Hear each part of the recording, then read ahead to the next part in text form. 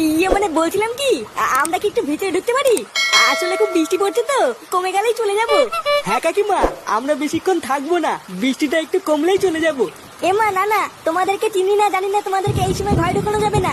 দয়া করে একটু ঘরে ঢুকতে দিন না কাকিমা, আমরা কথা দিচ্ছি বৃষ্টি কমে গেলেই চলে যাব। না না না, আমি ঘরে ঢুকতে দেবো না, তোমরা অন্য কোনো বাড়িতে যাও।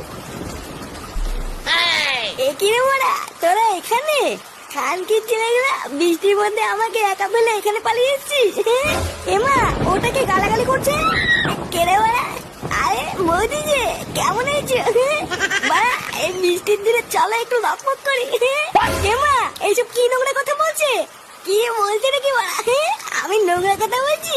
আরে শোনা গো আমার, বাড়া এমনি সবাইকে দিয়ে বেড়ায় আর আমি চাইলেই দোষ। এই কই গো, তাড়াতাড়ি এদিকে এসো। কি হয়েছে নাকি? এত চেঁচামেচি কিসের? এই দেখো না, এরা মদ খেয়ে এসে আমাকে উল্টো পাল্টা কথা বলছে। কি হয়েছে? তোরা মাল খেয়ে এসে আমার বউকে উল্টোপাল্টা কথা বলছিস? মা কাকু, না না, আমরা কিছু বলিনি।